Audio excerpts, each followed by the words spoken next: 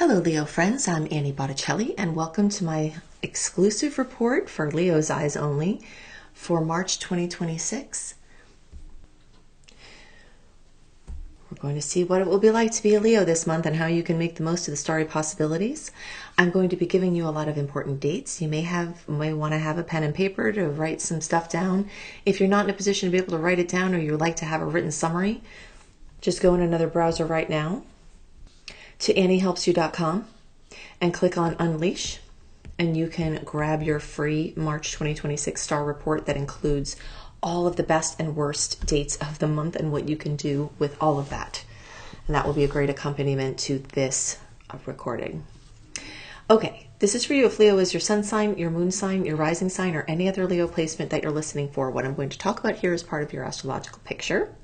Very late degree for Leo friends, so birthdays like August 15th through the rest of the sign, or 23 degree placements of Leo through the rest of the sign. I suggest you additionally listen to my Virgo report, as your very late degree friends will benefit from both readings.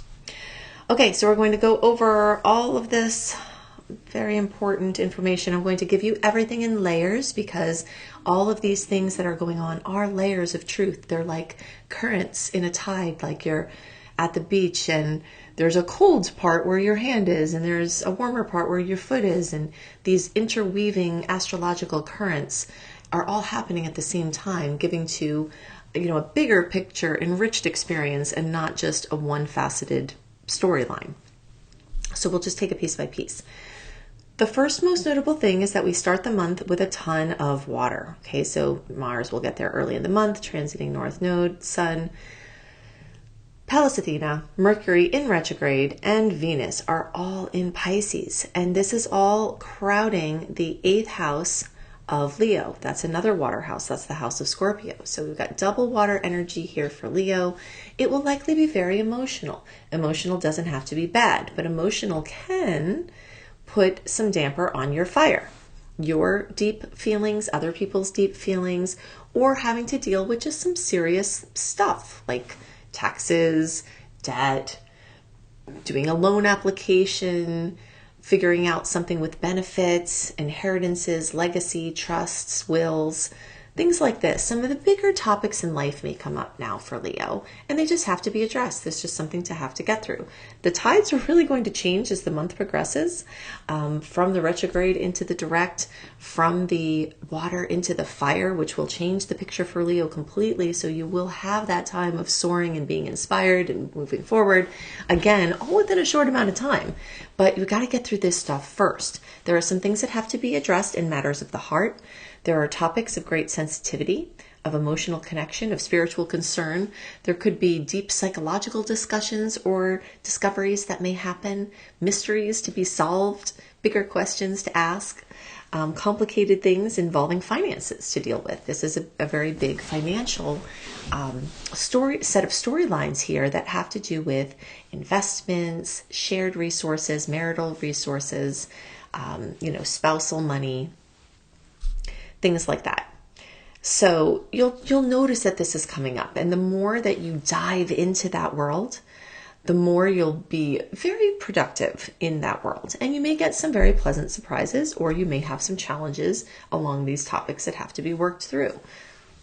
There'll be a sweet point March 18th with the 28 degree new moon in Pisces, where you can do some really, really solid inner decision making and some seed planting along the lines of all of these things that I've been talking about. If you're wishing for a perfect resolution in something financial, if there's a mystery that needs to be solved, if you're looking for a breakthrough, on your inner work, making use of that new moon in the days around the 18th can help you to plant seeds along those lines. The fact that Mercury is in retrograde, it will go 22 degrees back to 8 degrees. And all of that's happening in Pisces, and all of that's happening in your 8th house, means that a lot of these things may be reconsiderations. You may be reworking a will. You may be paying off debt or refinancing. You may be reconsidering a financial plan that you had before. You may be trying something on, experimenting with something short term. And that is a very key note at this time, short term, because when we have a personal planet retrograde, as we do now, the tides are going in. And when you try to push something out when the tides are going in, it will come right back to you.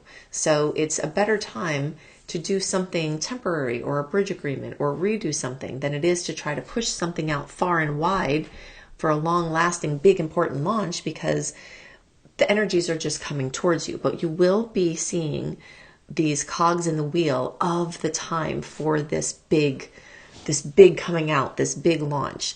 And we'll see that throughout the month. So let's talk about some of those dates. February 12th, we've got the pre-shadow period for Mercury retrograde. From February 12th to February 26th, it will descend into the official retrograde. February 26th through March 20th, we have the official retrograde, and it will take until April 10th for Mercury to be fully awake and clear and moving forward again. Trying to schedule things during this time will likely result in being on the phone, rescheduling things. Trusting that someone's going to make it to something they've committed to may wind up in disappointment, because things are going to happen that avoid or that will interfere with people doing what they're trying to do.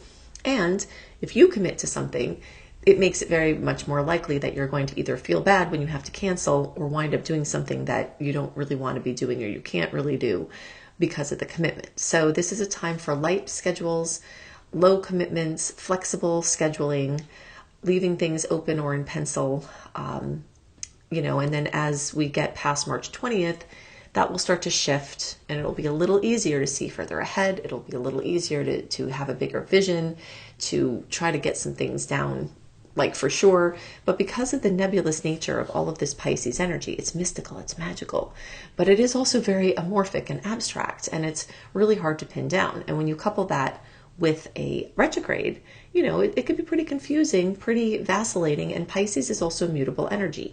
Mutable means it's all over the place. So emotions will be all over the place, plans will be all over the place, decisions will be all over the place. And complements of the retrograde and complements of the eclipse that we have this month, plus the eclipse that happened in February that's still influencing now, big news may be coming in, and you may get new information daily or weekly.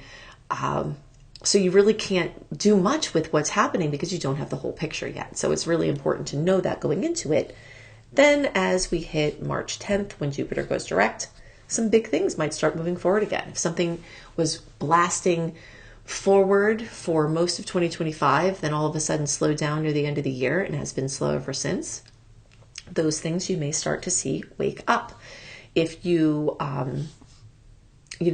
have not been able to see to your bigger vision or have hope or faith, or if there's been interference with your optimism, that could have been from Jupiter being in retrograde. And you may find that as it wakes up on March 10th, and even before then, even quite a bit before then, you might start to feel, okay, we're starting to get ready to move forward here. We're mobilizing to move forward here. So that's the first cog in the wheel. Then March 20th, when Mercury officially goes direct, you'll be feeling that push and that shift from that impermanent to the more permanent decisions, to the intangible to the tangible. And as these planets start moving into Aries, you've got Venus will get there March 7th. You'll start feeling a little froggy, but from that, the Sun will get there. It will take Mercury and Mars later into April to get there. But this process of moving into Aries, you'll feel, the action coming in, and away from the reconsideration and the consideration from the water to the action-oriented energy. So Venus will be there, will join Neptune, Saturn, Chiron, Eris, and Ceres, and will go over all of those points, making conjunctions with all these planets. So all of this is going to elicit a fire party that is going to continue into April. And it has the origins here, and that will change things dramatically. The action, the certainty, the clarity will come back. The inspiration, the feeling like you're on fire will come back. And this will start to really accentuate your ninth house of teaching and learning, of foreign connections, immigration, international trips and moves, publishing. All of those things will become more awakened as the month progresses and as we move into April. And this will move into the greatest configuration in astrology, the trine, with your Leo placement. So this is, you'll watch this and feel this as the month goes on. You'll get through the emotional, whatever it is, for better and worse, and then start to get into this action-oriented focus. And by the time we're in April, April 10th through June 13th, to be precise, is our best window for trying to bring those big decisions, the big moves, the big sales, the big purchases, the big, launches, the things that require very forward moving energy. That window will be probably the best of the whole rest of the year for taking action and doing something new and getting something off the ground. We will have a very retrograde second half of the year because Venus is in retrograde, and besides more Mercury retrograde, so you'll want to utilize this window between April 10th and June 13th. But here in March, you're sort of preparing and mobilizing for springing into action, into April. Your inner world has a chance to have many blessings, not just from these Pisces placements moving through your water 8th house, but also because a lot of those Pisces planets are going to make a beautiful angle with Jupiter, now awake, in your 12th house, also in a water sign. So there's a lot of water going on here. Jupiter will help things move forward in home and family and housing. What has been going on since mid-2025 and will go until mid-2026 is an awakening of your intuition, awakening of your softer side, awakening of your gut feelings that may not be linked to anything logical, the things that don't look good on paper, but are the right things in your heart. You may notice that you're getting more strongly connected to your intuition and synchronicity at this time. And there's a long curve of that, going, until mid-year. Okay, let's talk about the March 3rd, 12 degree Virgo full moon lunar eclipse. Also important to note, I just want to point out that as of February, we did start a new Leo Aquarius eclipse cycle, which is going to last for some years and is going to directly be changing Leo's lives in major, major ways. Every 6 months, probably very new big storylines for you coming up. And we are in that time now. I'm not going to cover that as much now because I went into it in the February report when the eclipse actually is. I also talked about it in the January report. The February report is one video time-stamped for the signs. Usually I have them individual, but you can find it that way if you want to check that out, because that is very critical, and that energy is bleeding over into March as well. So the big trajectory changes from this new eclipse cycle that's beginning, where a lot of life-changing trajectory shifts may be happening for Leo. That is going to still be happening this month. In addition, we are in process with a Virgo Pisces eclipse cycle that started in 2024. Is going to be going into early 2027 and is putting your finances in the hot seat. This particular eclipse is in your individual earnings house, your relationship with the material realm, but we already talked about that in your our money house, the 8th house, there's a ton of activity there. So my money, our money, for Leos is going to be, yours, mine, our is going to be accentuated from the financial perspective. This is a very big money time for Leo, and a lot of switching around, changing things, opportunities, direction changes in your finances are going to be coming to a head, for better or worse, and big changes are afoot.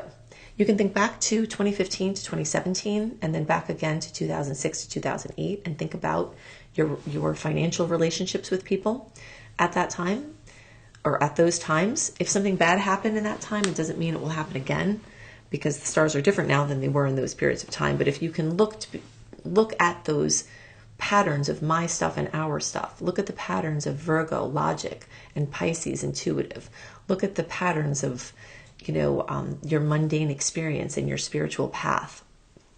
And you might start to get a sense of the kind of changes that are going on.